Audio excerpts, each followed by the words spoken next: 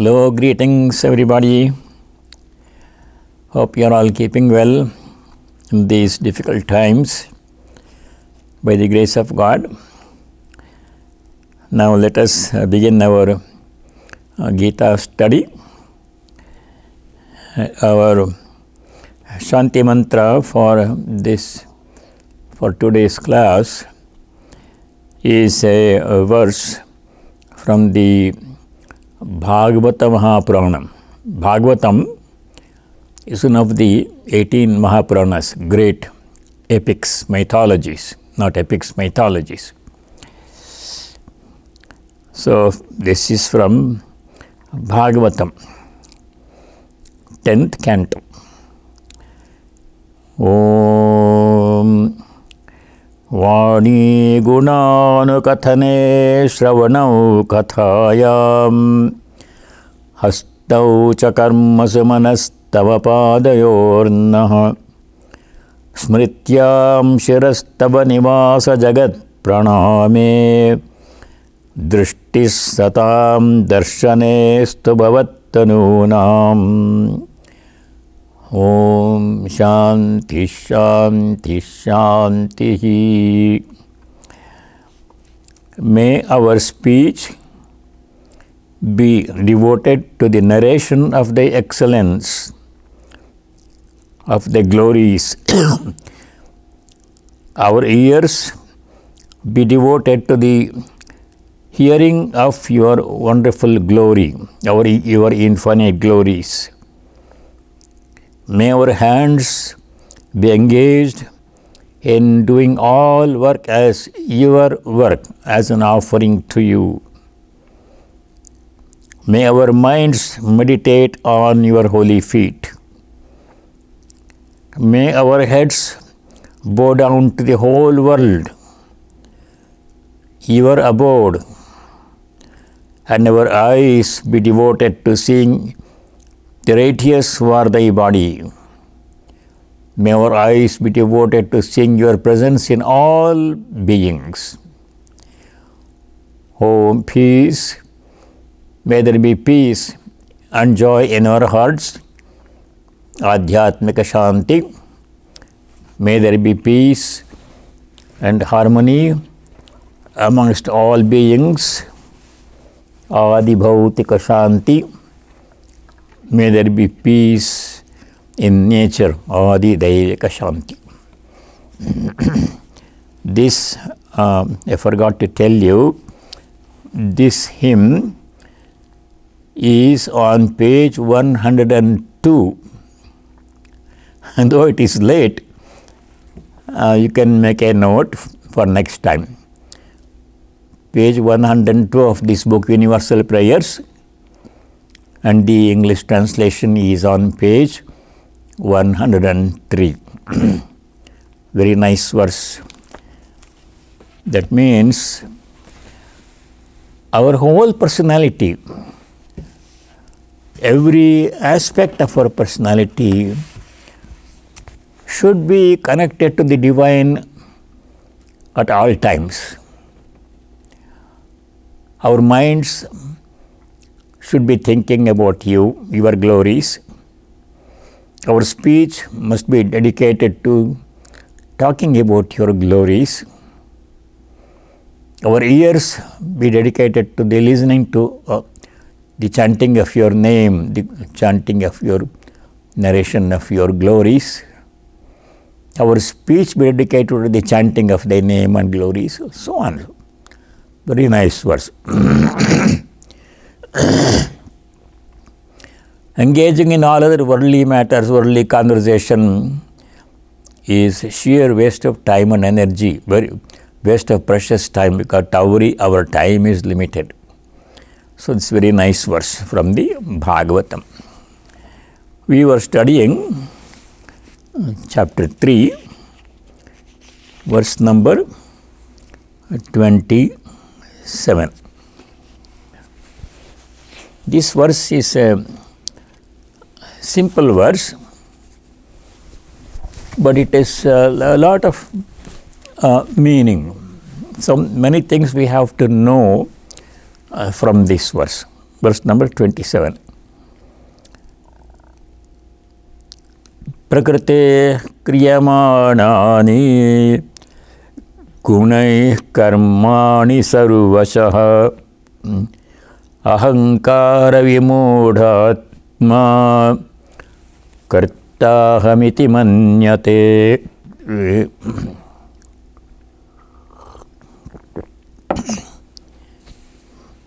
प्रकृतेः गुणैः सर्वशः कर्माणि क्रियमाणानि. First line. Everywhere, sarvasha means everywhere, at all times, all actions, karmani, sarvasha karmani, kriyamanani are being done. How? By what are whom? Prakritehi gunaihi, by the gunas of Prakriti. In this verse, Prakriti means nature, external nature. Nature has two aspects. One aspect of Prakriti, namely the external aspect of Prakriti, is meant here in this verse. But the same word Prakriti occurs in a couple of subsequent verses, in many verses throughout the Gita. There, especially in verse number 33, which we are going to study today, God willing, chapter 3, verse 33, Prakriti comes again.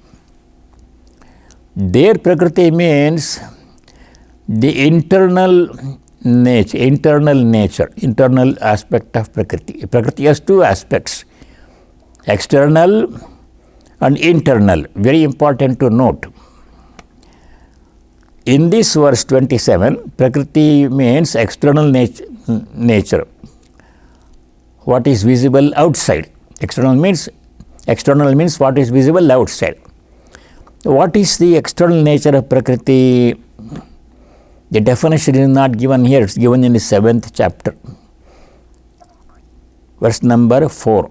You make a note of it. The meaning of Prakriti is given in chapter 7, verse number 4. The word Prakriti is used here in verse 27 and 33. But the full explanation of Prakriti is given in verse number 4, chapter number 7. There, Bhagavan Sri Krishna says, Bhumirapo nalo vayuhu khammano buddhirevacha ahankara iti yamme bhinna prakritirashtadha. 8 aspects of Prakriti are listed in the 4th verse of chapter 7. What are the 8 aspects of Prakriti? The 5 great elements, Panchamahabhutas. Panchamahabhutas means the 5 elements of which the whole universe is made. The basic ingredients of everything in this universe. What are they? Starting from the grosser aspect to the subtlest aspect. First is Bhumi. Bhumi means earth or solid matter. Most things are solid, some are liquid. Second thing is Apa. Apa means liquid or water or liquid. Water specifically, but generally liquid. Bhumi Apaha. Earth or solid matter, water or liquid. Things are either liquid or solid or gaseous, gas. Third is Analaha. Anala means fire, heat or fire. Solid matter, Bhumi, liquid, Apa, water. Third is fire or heat or warmth, energy. Fourth is Vayuhu, means air. Air. which carry smell, which has oxygen, essential for life, or carbon dioxide, all other things are there in air. It's a mixture. Fifth one is come. Come means space. Starting from the subtle to the gross, space, air, fire or heat or warmth, liquid, solid. These 5 elements are the basic ingredients of Prakriti, external Prakriti. Everything in this world is made up of these 5 elements. This is our, we can say, our Vedanta periodic table.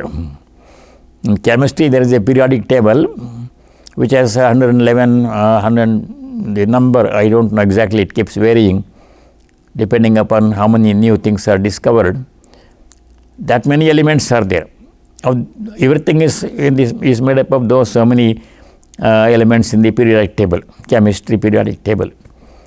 Our periodic table has only 5 elements. These are space, and then Akasha. Akasha is space, or Kam or Akasha are same. Space, then Vayu or air, then Anala or Agni or Tejas, heat or warmth, then Apaha, liquid, water or liquid. Then fifth one is Prithvi, earth or solid. These 5 things. Now here, if you take these 5 things, we go back to the first line of verse 27. Prakritehe gunaihi.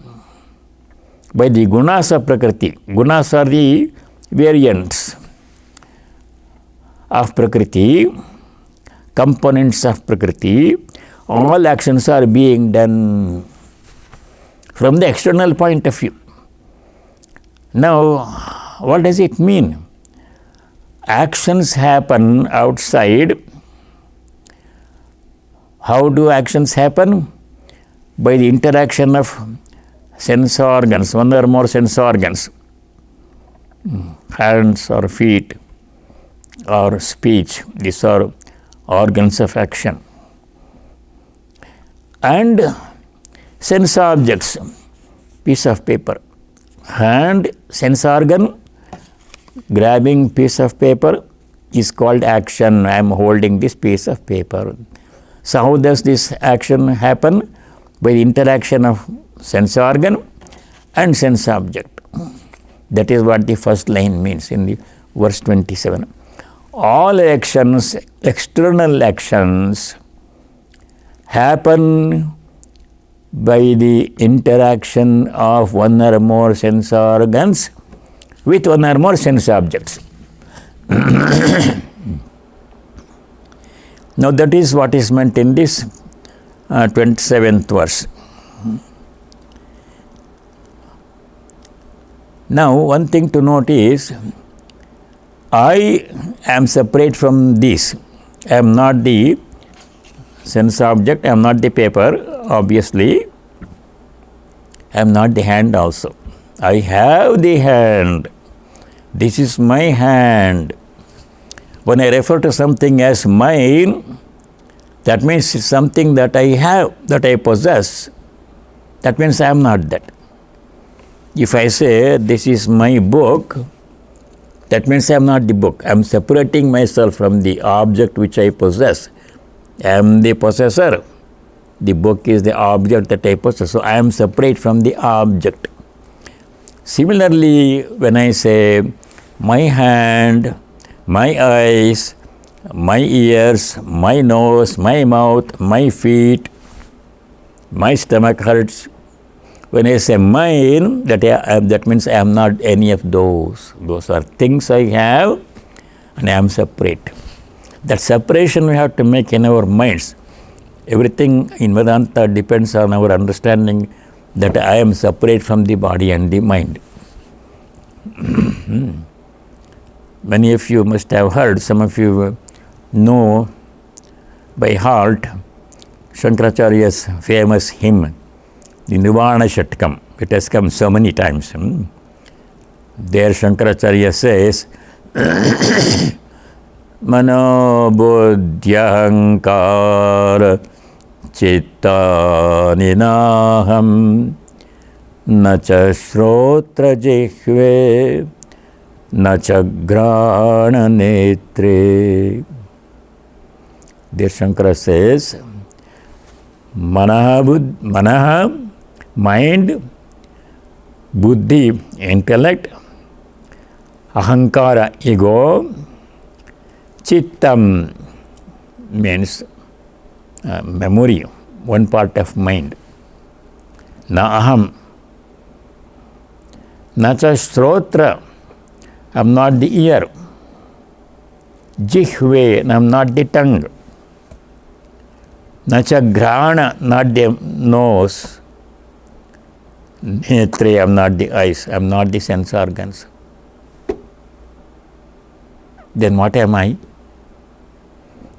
Last line says, Chidananda Rupaha Shivoham Shivoham Chidananda Rupaha Shivoham Shivoham. I am that Shiva who is of the nature of pure consciousness and pure absolute bliss.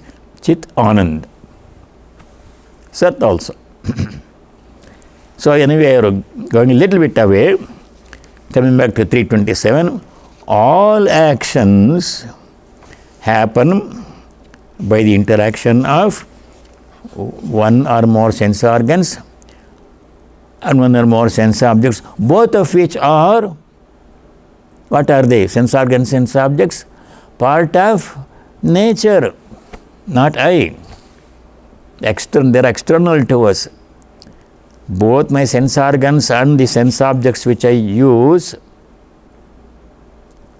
which is when what action happens, neither of them is me, they are both parts of nature. Prakritehe gunaha. They are the gunas of nature. That's where action happens. Very important point. It may appear a little bit difficult, but we have to dwell on it repeatedly. All actions happens externally. One kind of actions. We will see internal actions later. By the interaction of sense organs, sense object, neither of which I am. Second line of 327. There Sri Krishna says, Ahankara vimodhatma kartahamiti manyate. A person who is egotistic, that means he thinks he is the body and the mind. Egoism means thinking I am the body and the mind, which is very common. In that sense, we are all egoistic. Such a person, Ahankara vimodhatma, who does not know the truth. Vimodhatma means who is ignorant person, who does not know the truth, that I am the self, I am the Atman. What does such a person say? Aham karta iti manyate, thinks that he is the doer, I am the doer. It's a falsehood to say I am the doer. In conversations we can say I am the doer, but in mind we should say only sense organ, sense object are the doers of action, none of which I am separate. That thinking is difficult, but there are easier ways to accomplish that one. We'll study them. Then, two more verses come, 27, 28. One class of people who know the truth, they don't become attached to work. They don't say, I am the doer. For a conversation, say, I am the doer, but they know they are not the doer. If you are not the doer, who is the doer? Action happens, somebody must be doing the action. We'll come to that question, who is the doer? So that is one class of people. They are described in 28. Tattvavitta mahabaho guna karma vibhagayo guna guneshu vartanta iti matva na sajjate. Vartanta is vartante. That A becomes A if it is followed by another vowel, E. So that's a sandhi role. Don't worry about it too much. Vartanta means vartante. Means they exist. Tattvavitta mahabaho gunakarma vibhagayo gunaguneshu vartanta iti matva na sajjate. Vartante iti matva na sajjate. Tattvavit means one who knows the truth. Truth means I am not the body mind, I am the self, I am the Atman. That is the truth.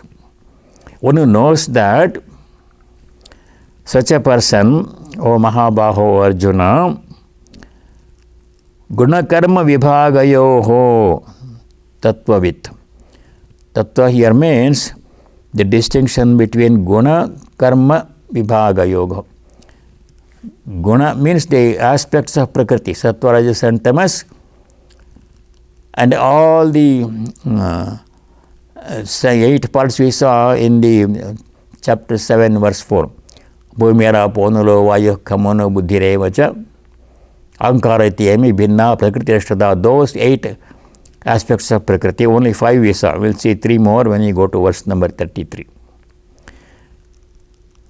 The difference between the different parts of Prakriti, such as space, air, fire, liquid, solid, etc.,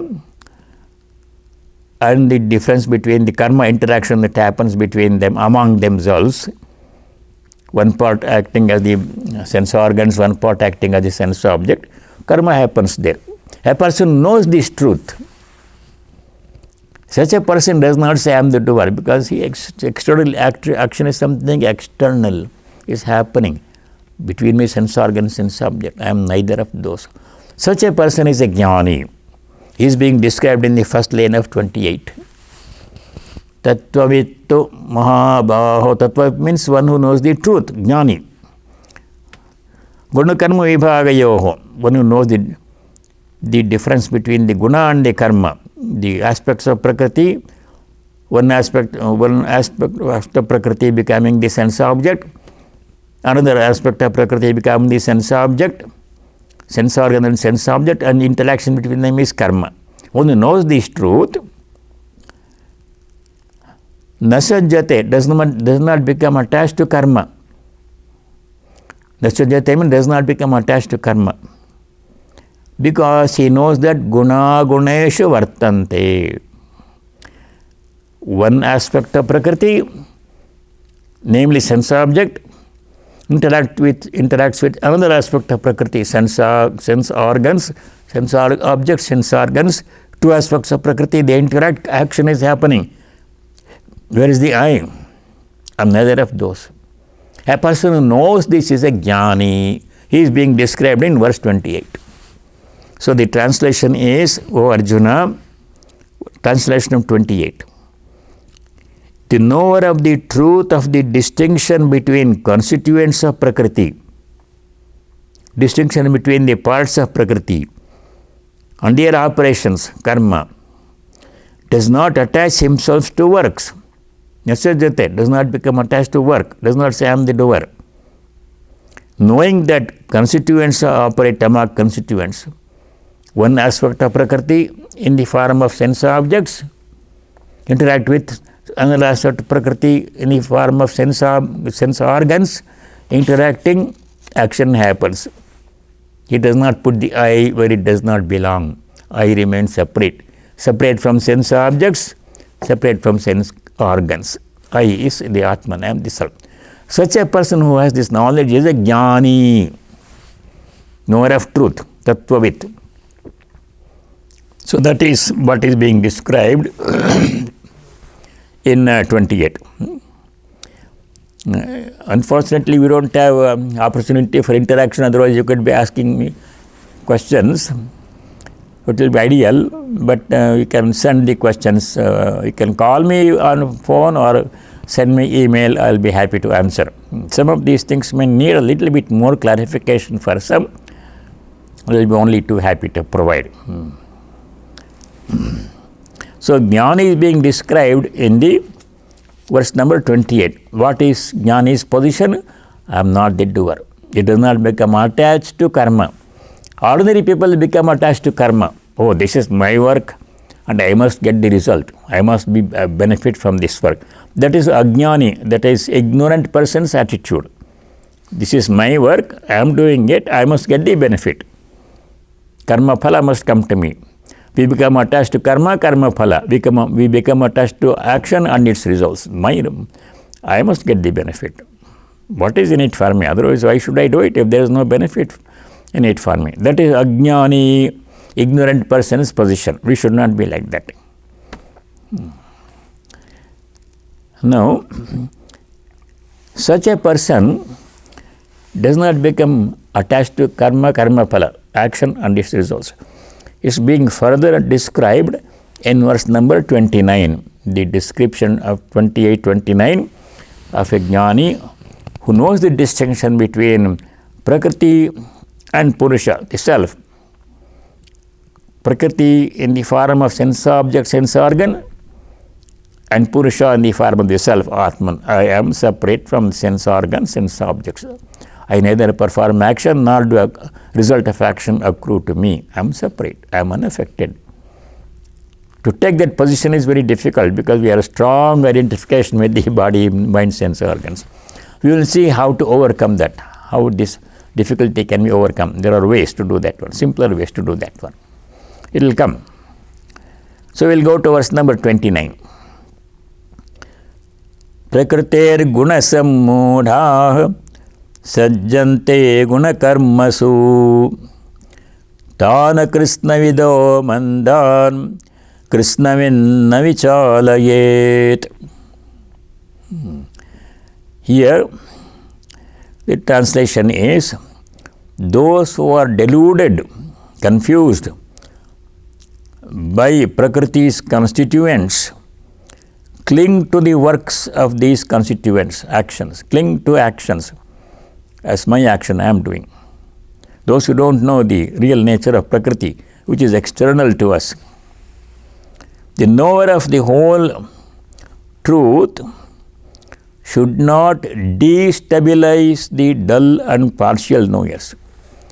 The knower of the truth, he says, I am not the doer. Those people who don't know the truth, they think we are the doers because they identify with Prakriti, identify with nature, identify with sense organs and body.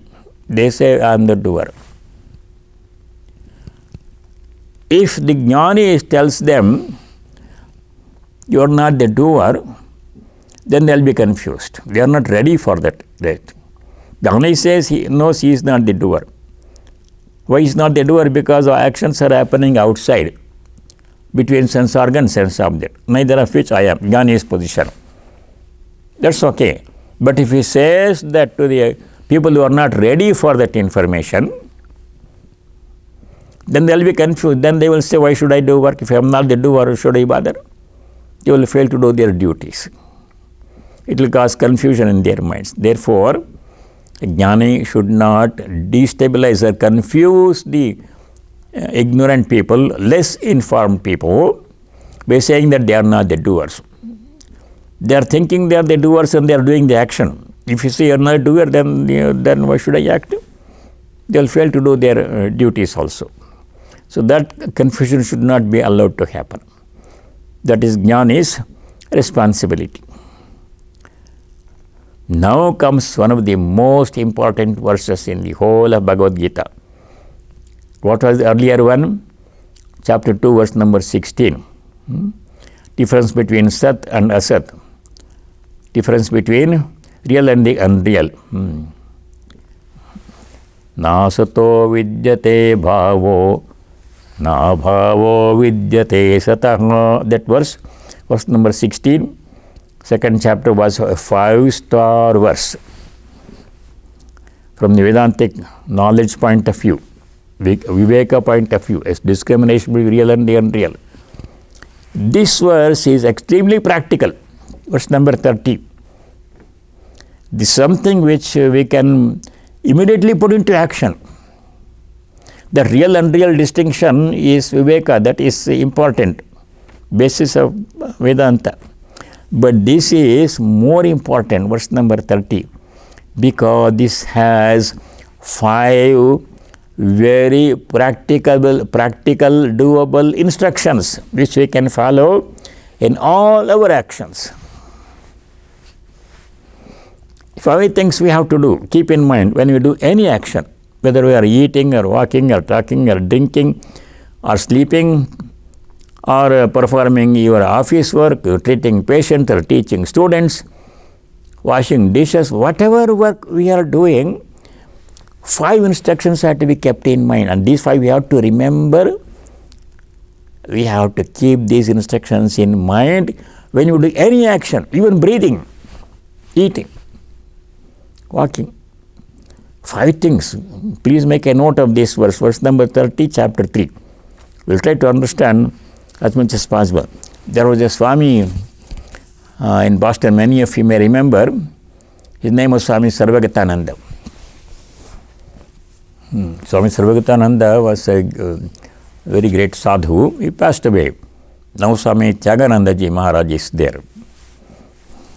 Sarvagatanji Maharaj was in charge of 2 centers all his life, Boston Center and Providence Center. I had the good fortune of knowing him well, went and studied with him. He came to Chicago, Ganges many times. He used to run 2 places. Every Sunday, 11 o'clock in the morning, he would give Sunday service in Boston and drive to Providence and give Sunday service at 5 o'clock in the evening in the Providence Center. And he would spend 2-3 days there, 2-3 days here in every week in both places. They passed away. He pointed out to me the importance of this verse. Verse number 13, chapter 3. He said, this very important verse.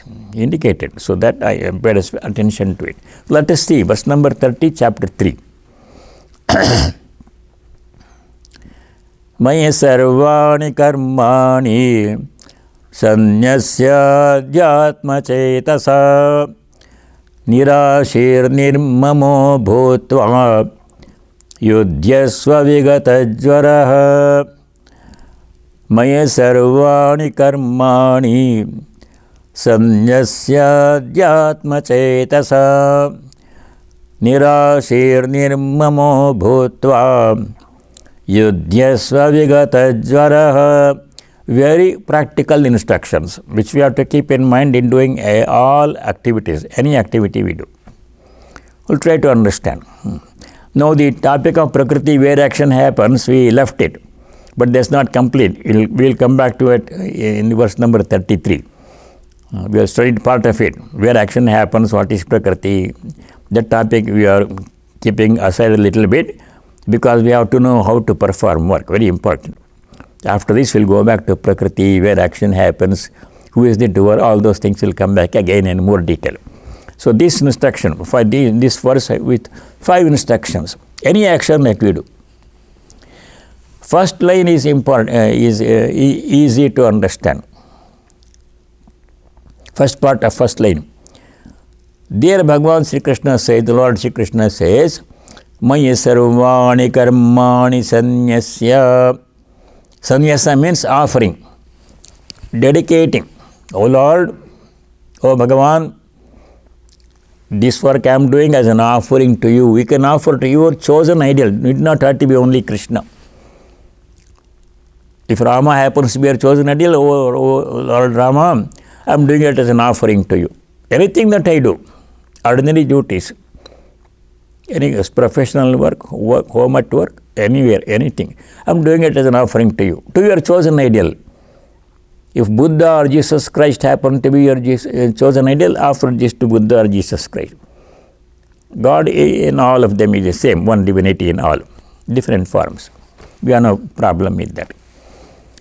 So Bhagavan Sri said, the Lord says, offering all actions to me, sanyasya, offering. That means offer, dedicate all action. This dedicating all actions to karma, to God, is a very important theme that comes in different places in the Gita. Sri Krishna repeats this instruction because of its importance. For example, in chapter 5, verse number 13, you don't have to go to that right now, they will come. I'm just saying how important this instruction of offering everything to God is because of its occurrence in different places, many places in the Gita, just to emphasize its importance. Chapter 5, verse number 13, dear Bhagavan Sri Krishna says, Sarva karmani manasa sanyasya, mentally dedicating all actions to me. How else can we dedicate actions? Not in a physical sense, because God does not come and stand in a human form in front of us to receive our actions, though He has done it many times in the case of saints, lives of saints.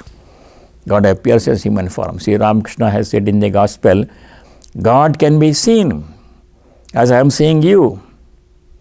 You can have conversation with God as I am having conversation with you. He has said that one. It's a fact. But right now that experience it appears a little bit remote. So he says, Manasa sarva karmani sanyasya. By mentally, for now, dedicating all our actions to God. Sanyasya. Chapter 5, verse 13, there it comes. Chapter 9, verse number 27, there also same thing. Yat karoshi yadashnasi. Chapter 9, verse 27. Yajjohoshi dadasi yat. Yat tapasyasi kaunteya tat kurushamadarpanam. Whatever you do at karoshi, some actions are listed, just like eating, etc. Tat kurushamadarpanam. Do it as an offering to me. Arpanam means offering. Perform all actions offering. There he repeated the instruction. Repeated it in 3:30, 5:13, 9:27. 12th chapter, verse number 6. Again, he same instruction he repeats. There he says, Sarvani karmani maya sanyasya, yeta sarvani karmani maya sanyasya matparaha. Those who dedicate all actions to me. One more place he has said. Again in chapter 18 he said, dedicate all actions to me. He never tired of repeating this instruction, dedicate all actions to me. Chapter 18, verse 57, Shri Krishna says, Chetasa sarva karmani maya sanyasya. Same words, mentally dedicating all actions. That means the fact that Shri Krishna repeats this instruction 4 or 5 times in the Gita means that it's a very important instruction. So much emphasis he places on offering all actions to Him, to God, in your aspect, chosen aspect, whoever it happens to be. How mentally, chetasa.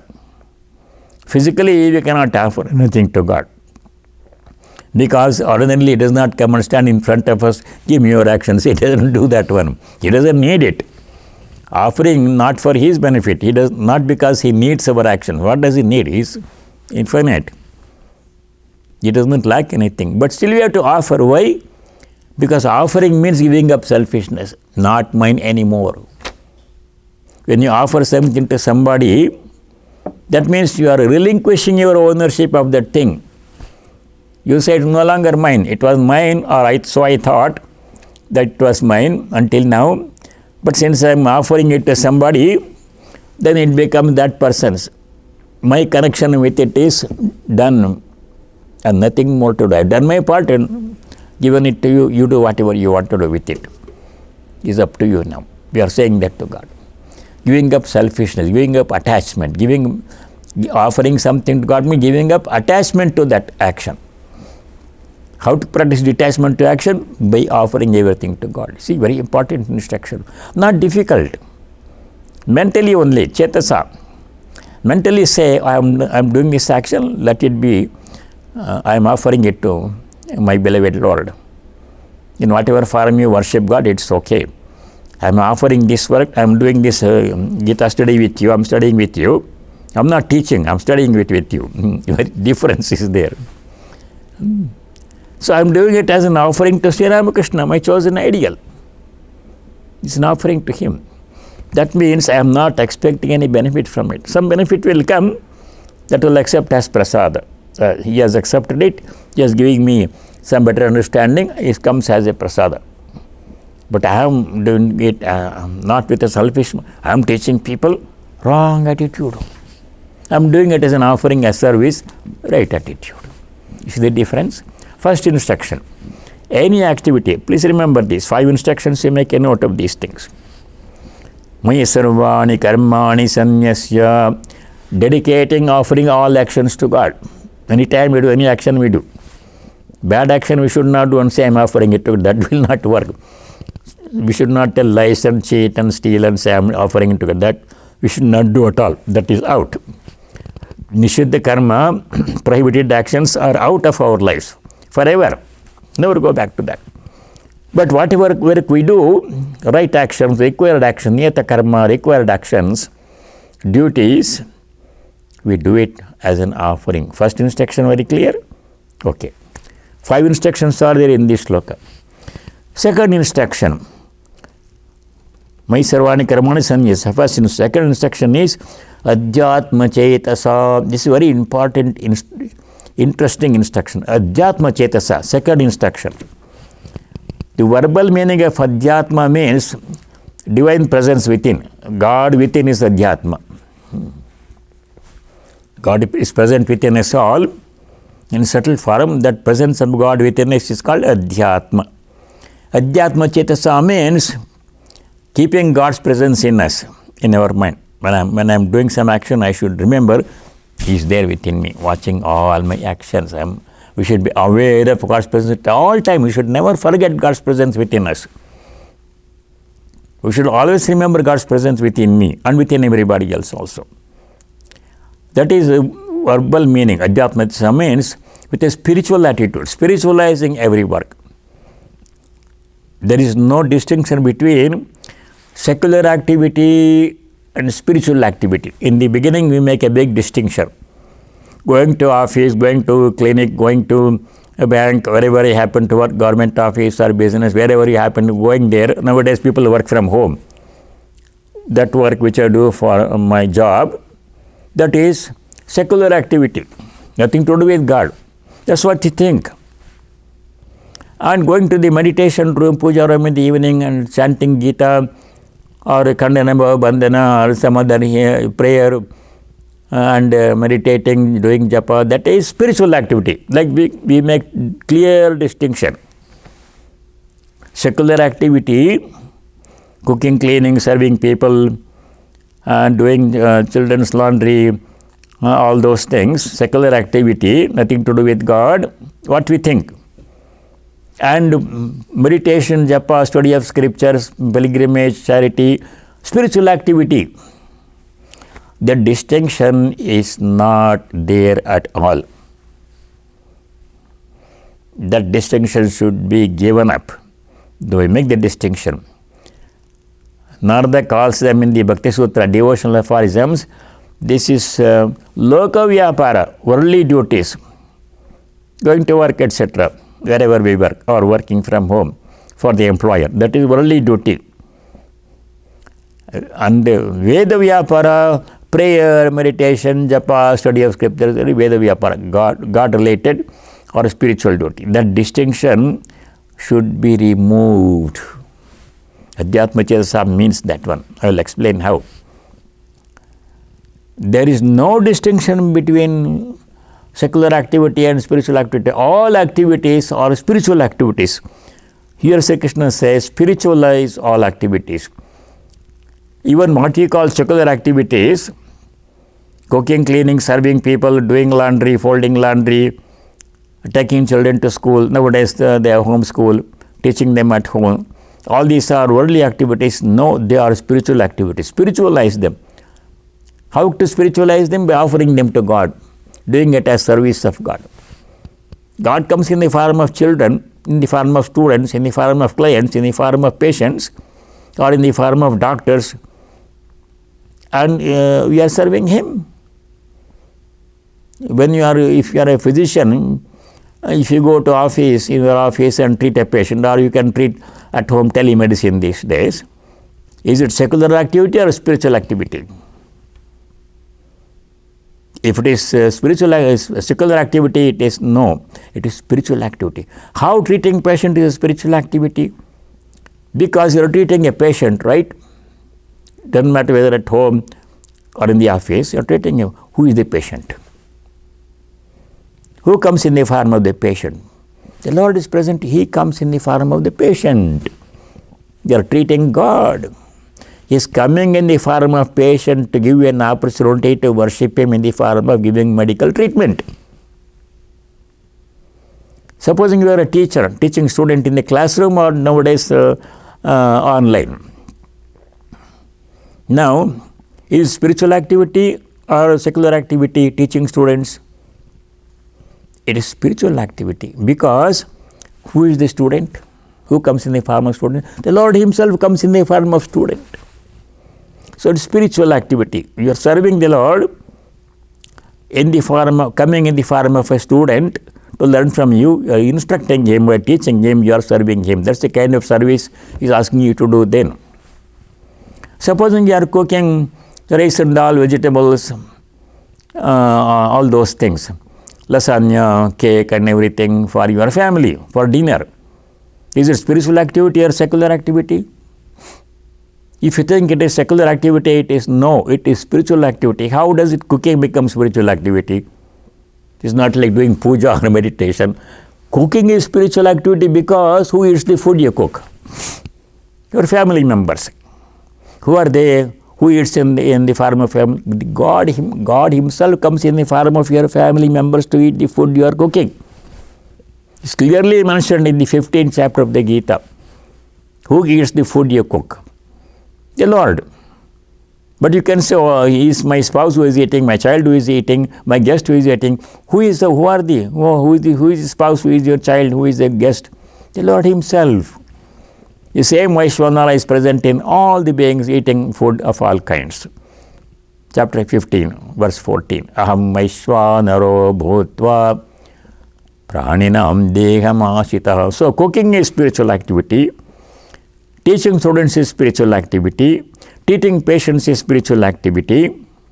Washing dishes is spiritual activity, because if you do laundry of your children, of your spouse, or for your own clothes, who wears them? Somebody wears the clothes. If somebody, at least you wear the cloth, your own clothes you wear. Who is present in you? The Lord is present in you. Whoever wears the clothes you wash, the Lord is wearing the washed clothes, so you are serving Him. Your doing laundry becomes a service to the Lord directly. See how every action becomes spiritual action. This is called Adhyatma Chet, spiritualizing all actions. Drinking water is spiritual activity or secular activity?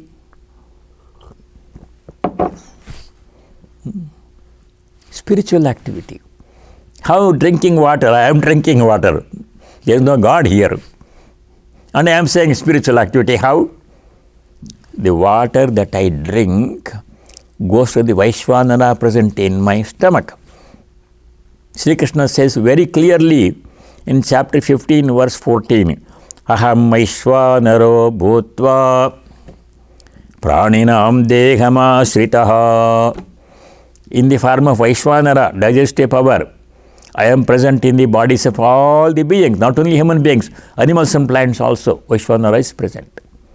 Supposing you pour a little bit of water to the bowl, water bowl, that is in your home for your cat or pet dog, and the cat or dog drinks the water. You are giving water to your pet, dog or cat. Is it spiritual activity or secular activity? Spiritual activity. Because the thirsty dog drinks the water you gave, and in the thirsty dog's stomach also same Vaishvanara is present. It's reaching him, he is receiving it. You are offering a service to the Lord. See, in this way, Adhyatma Chetasa means doing all activities as spiritual activity. There is no worldly activity.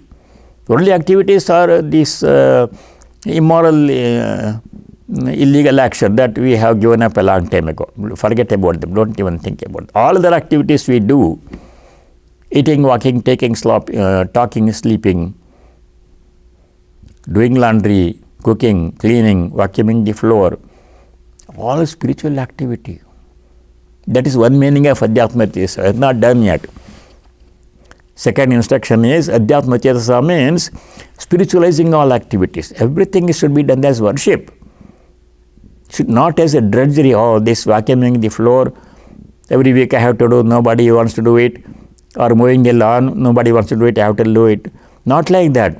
With great joy and pleasure and gratitude, I am doing it because the Lord Himself is receiving the action. If you mow the lawn in front of your house or in your backyard, how does it become spiritual activity? Because whoever walks there, you or your guests or your children or whoever walks in the front lawn or backyard, who walks there? The Lord Himself walks. All feet are His feet. That means you are helping, creating a very nice manicured lawn for the Lord to walk on. Is it not spiritual activity? There is no such thing as secular activity. Every activity we do is spiritual activity. That's meaning of Adhyatma Chetasa. If we keep that in mind, then all actions become worship, including our own eating.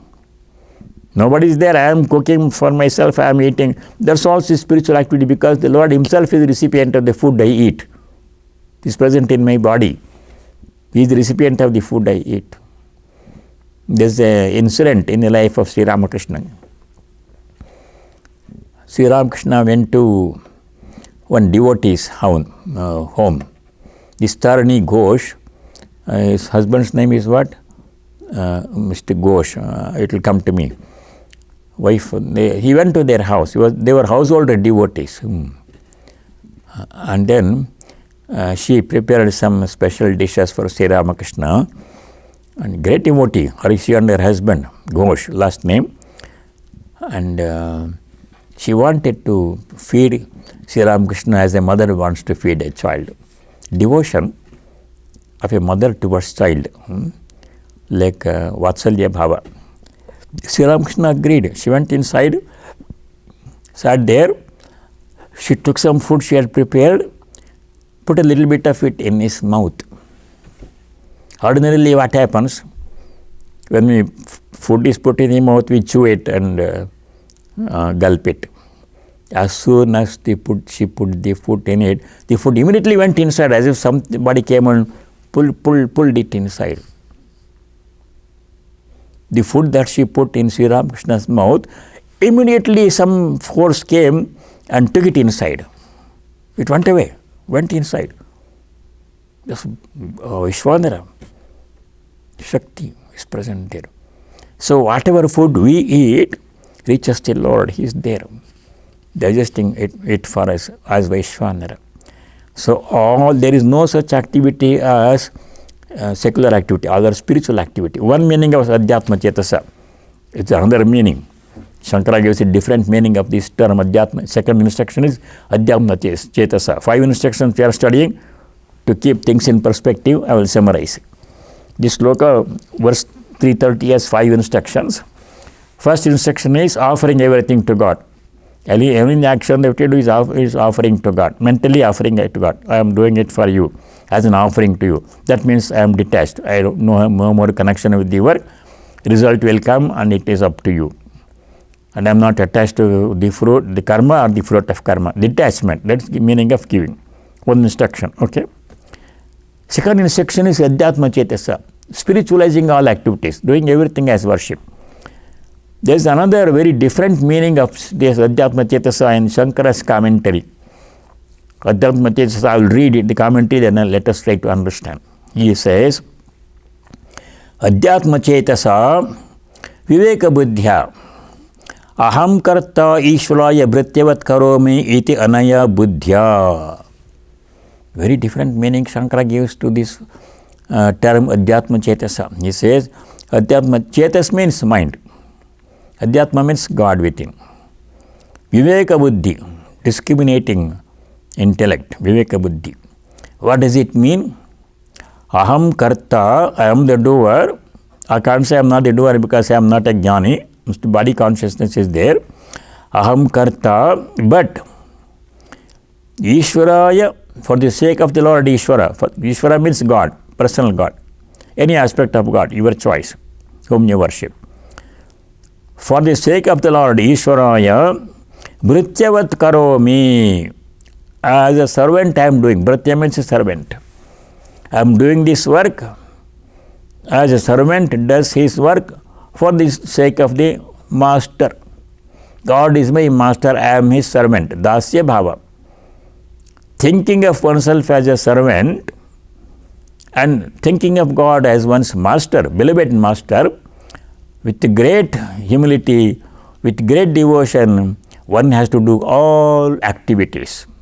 Sarvani karmani karomi iti anaya matya. Bhrityavat karomi iti. With this mind, frame of mind.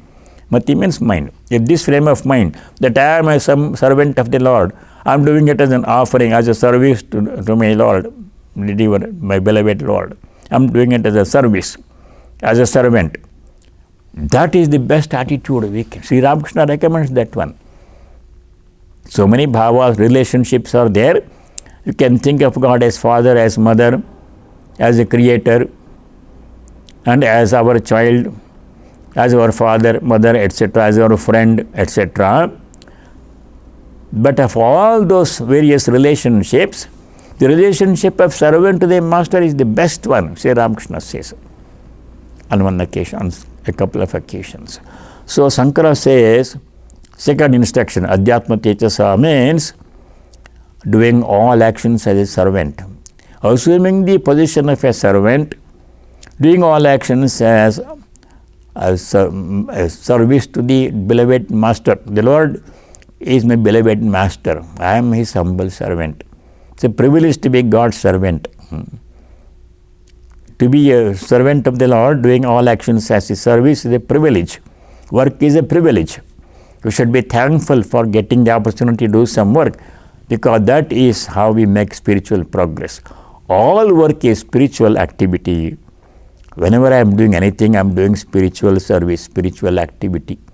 There is no such thing as secular activity if we bring God into the picture. As the master, I myself as a servant. That is second instruction. Two instructions we have studied so far. First instruction is dedicating, giving all actions to God, thereby giving up attachment to work and its results. One instruction, important instruction. Second instruction is doing as all activity as spiritual activity or all activity as service to the beloved Lord, thinking of oneself as this humble servant of the Lord. Bhritya. I am a servant of God. This activity I am doing, this studying Gita with you, or later eating food, or somebody does cooking, cleaning, mowing the lawn, driving the car, all those things other people do, building, construction, everything, all that is a servant's dedicated service to the beloved Lord, Master God Himself. Second instruction, do it everything as service to the Master or as spiritual activity. Two instructions, very clear. Two instructions are there so far. Three more are there. This verse number 30 itself is a very important verse. If we just follow these 5 instructions, then that is complete spiritual activity, spiritual service. Third instruction, second line, first word, Nirashi Bhutva. Nirashi means Takta Asihi, giving up all expectations.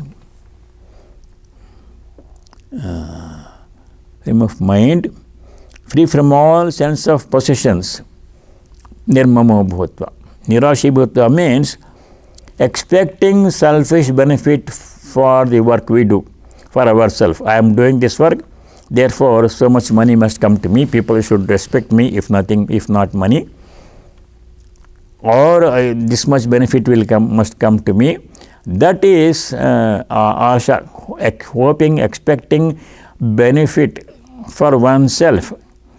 That should not be there. I am doing this work, I am offering it to God, whatever happens, happens. is up to him. The result is up to him. Result is not up to me. Doing the work is my part. Giving the result is his part. Ishvara is the karma phala data. God is the giver of fruits of action. Ishvara is karma phala data. Karma means action. Phala means fruit. Data means giver. He gives the fruits of action. I think I am the performing the action, but I am offering it to him. I will give the work to him. That means I am no longer in charge of the work. What result will come is not up to me. He is in charge of the result. He gives good or bad result, and that I will accept with humility. That should be the position as a servant. Nirashi bhutva, third instruction. Without expecting any selfish benefit for oneself from the work we do. Third instruction. 3 instructions so far. Now we go to the 4th instruction. 4th instruction is nirmamo bhutva. Mama means mine. Amar, hamara. Mama means mine. That mine should be taken away from the work, from our mind. There is no such thing as mine. The word mine itself is untenable. What is mine? Whenever I say this is mine, you have to stop and question, is it really mine? If you think like that, what we discover will be astonishing. We don't have anything that we can call mine really. We think so. This house is mine, this book is mine, this money is mine, this body is mine. We think like that. But what is really mine? What did we bring? What do we own? What is really mine? There is no such thing as mine. These 2 more instructions are there. So I'll conclude this. 4th instruction is nirmamo bhutva, giving up all notions of mine. If you think calmly for a few minutes, I said this mine, so many things we call mine, mine, mine. What is really mine? The result will be the astonishing. There is not one thing which I can call. Even the body I call my body, my hand, my feet, my body, my mind, my thoughts, my house, my property. Mine, forget it. There is no such thing as mine. That revelation will come if we think a little bit about, reflect a little bit about this notion of mine. For convenience purposes, for conversation, we can say mine. You can say my Rama, my Hari, as Sri Ramakrishna said. Otherwise, how will you indicate things? I always give this example. There is a room in this Vedanta center on the 1st floor, corner room, where I happen to live. Swami Mahatma Gandhi generously gave this room to me. I refer to it as my room. Sometimes it will come out, my Gita book is on my room, on my desk. Will you please bring it? My book, my room, I will say. But I know 100% in my mind, the room does not belong to me. I don't own the room. I didn't build it. I didn't pay for it. I happen to be living in it, thanks to somebody's generosity, Swamiji's generosity. But conversation, it's okay to say my room, my child, my Rama, my job, my work. You can say that. But really we should know in our minds, there's no one thing which is really mine. That is the meaning of nirmamo bhutva. One more instruction is there, 5th instruction, that we have no time to do now. We will do it next time. So far, please remember 4 of the 5 instructions we have covered and 3:30. I will continue from this point onwards. Next time, next week, God willing. Now I say the closing prayer.